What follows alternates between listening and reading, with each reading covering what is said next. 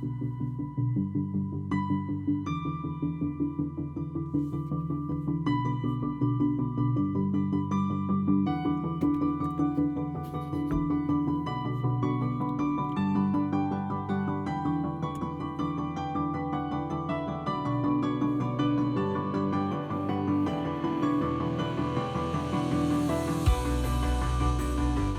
everybody, it's Charlie from Daily Motor, and today we've got an audio system demo of the 2020 Mercedes-AMG A35.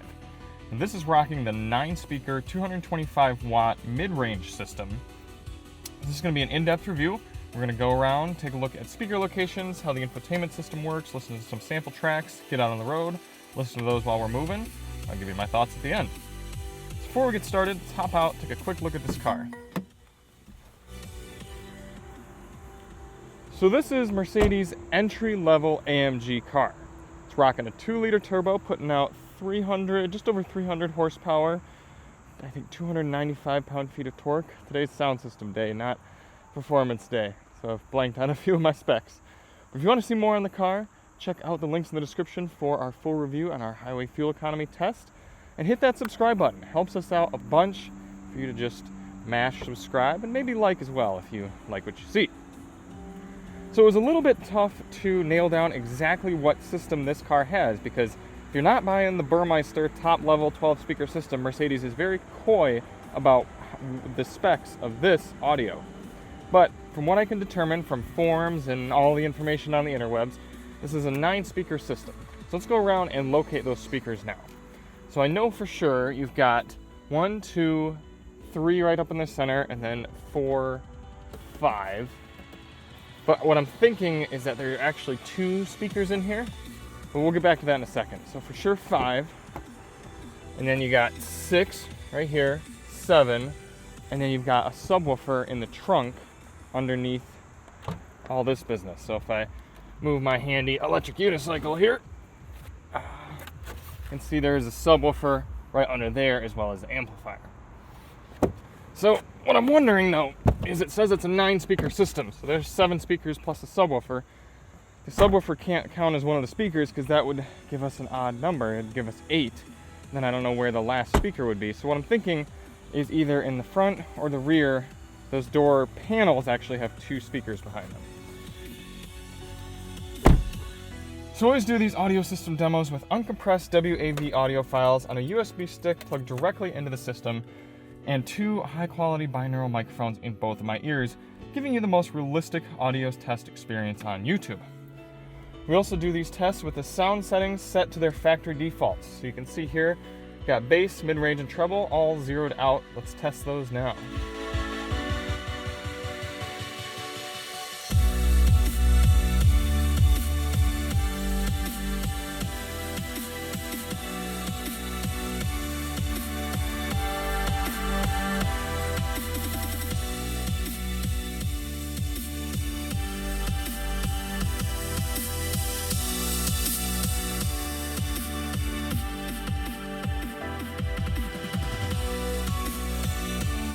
We've also got balance and fader adjustments in the A35, front, rear, left, right, pretty standard.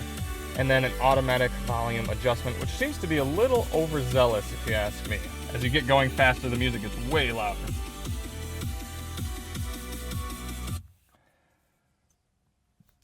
For audio controls here in the A35, you've got a very nice volume roller here that you can either roll with your index finger or middle finger or your thumb if you kind of put your hand on the side here. I really like the clicks. I like the haptic feedback. It's just a very nice little cheese grater design on this volume knob. I like to use it. You also have a very similar knob right here on the wheel. I like having a volume knob on the wheel rather than buttons, so you can just very quickly make your adjustments. For track controls, there are a few different ways to do it. You've got this touch screen here. You can click back and forth on these buttons.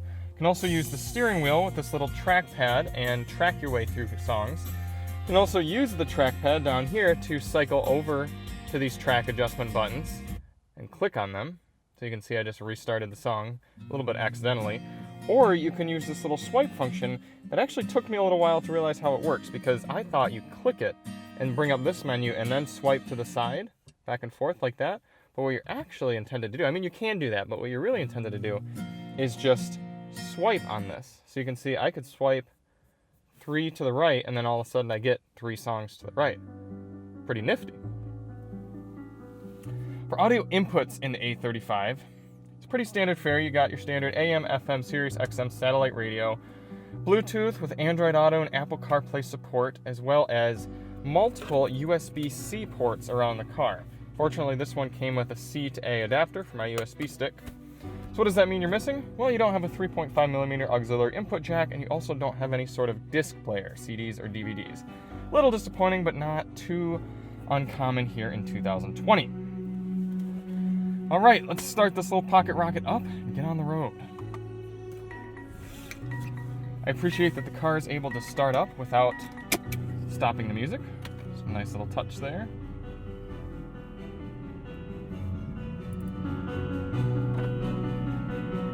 Very minor complaint, but I will say that the audio volume increments are a little large. So you'll see here, if I just go down 1, that's quite a bit quieter. Go down 1 more.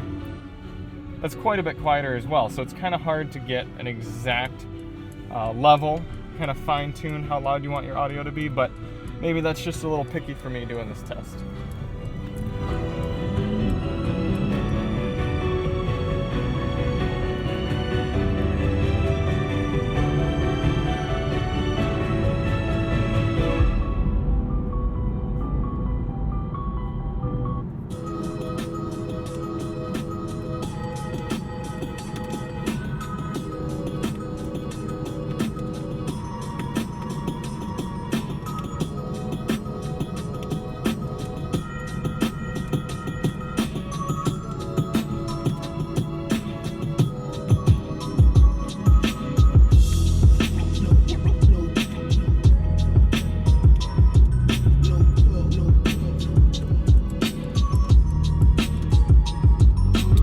Now it is worth noting that with Mercedes-AMG UX system, or MBUX, you can control the screen in so many ways. You saw earlier you can either touch it or use this trackpad, but this little trackpad on the right of the steering wheel mirrors this trackpad. So I can actually go home, I can go over to my other settings in the car, I can bring up the navigation,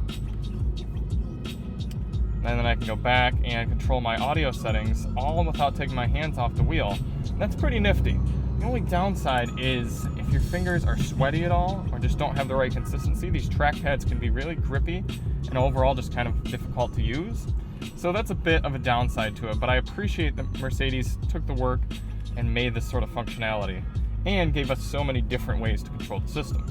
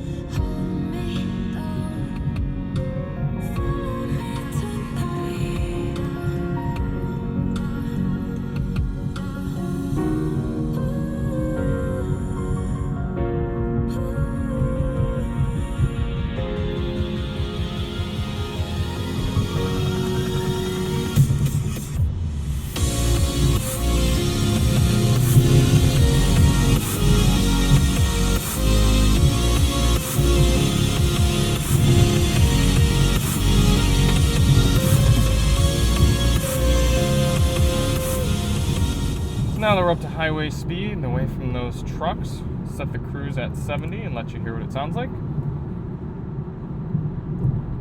Now this is our quieter stretch of test highway, but yet you can still hear a good amount of road noise. That's definitely one of the bigger complaints with the A35. It's just the tire noise coming in here, but wind noise is very low and engine noise is virtually non-existent.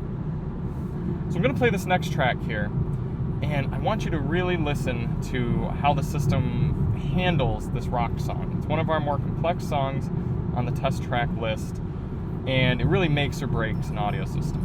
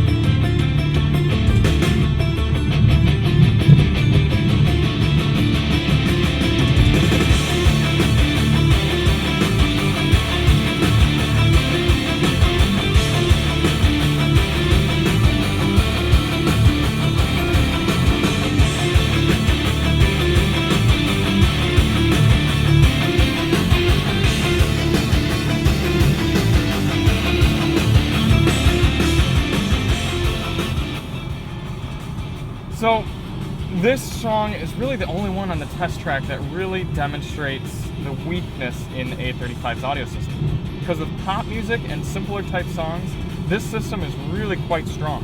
And I've been struggling all week trying to decide how I want to enunciate this system. I mean, how I want to rate it, how I want to adjudicate it, everything like that. Because there's a big discrepancy with how it sounds with complex music like this and simpler, just kind of pop type songs.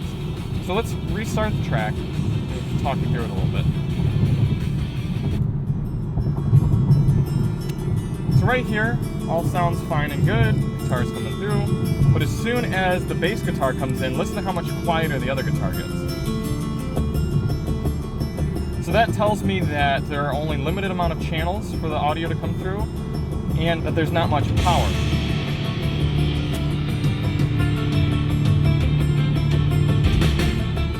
Now the system does have a subwoofer, which I was a little surprised to find out because I figured it was just very good rear mid-range woofer speakers.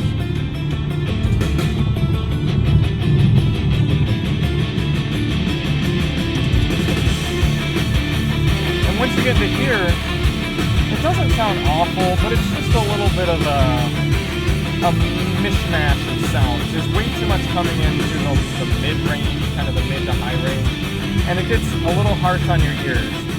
And the less complex systems, that's just what happens in this song. It just sounds harsh. A really good system, even like the Harman Kardon and the Subaru we tested recently, you're able to listen to this song on high volumes and just have it come through and be loud but still satisfying. You get to hear all the lows, the highs, and the mids. Let's listen to this song and it'll really test out the bass. In fact, we'll turn the bass all the way up for you savages.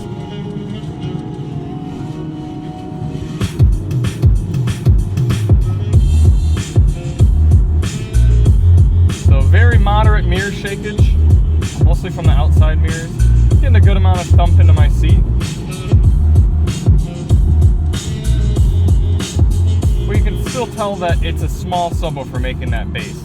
There was one bass song I was listening to, I'm trying to remember what it was at this point, but the whole car was rattling in the back, and not in a good way. It sounded a little cheap.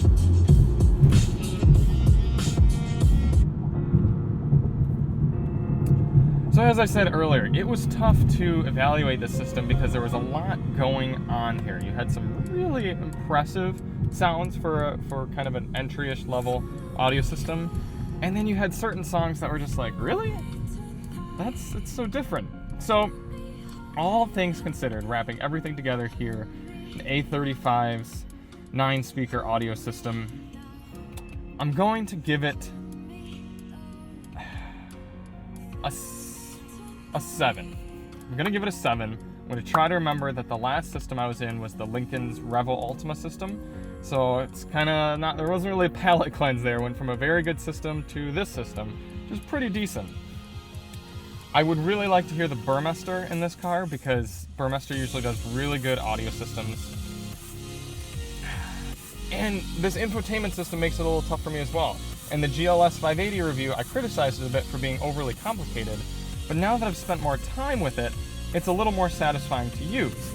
Problem is do you consider a sharp learning curve to be a good thing or a bad thing? I don't know. I'm inclined to say it's a bad thing, but if you own the car, it wouldn't be a big deal. I will say the A35 has a lot fewer settings going on, so that might make it a little bit simpler to use. There's a lot less of the silly, like, look at me, look at this fancy stuff we can do with the audio system adjustments in here. It's just very simple bass mid-range treble. So that kind of helps. The system does get knocked a little bit for having fewer inputs than some of the other high-end systems, so there is that. But in terms of strict audio systems, audio sound, it's about a 7. Subjectively speaking, for this class, $50,000 entry luxury car, I'm going to go about a 6.5. It sounds fine on pop music, but a lot of systems sound fine on pop music, so I don't think that's really something to applaud the system for. And when you listen to more complex music, you really kind of feel it have its weaknesses. So I hope that gives you guys kind of an accurate picture of this audio, I say system too much in these reviews, this radio in this car. Like I said, it was a tough one to review, but I think we wrapped it up as succinctly as possible.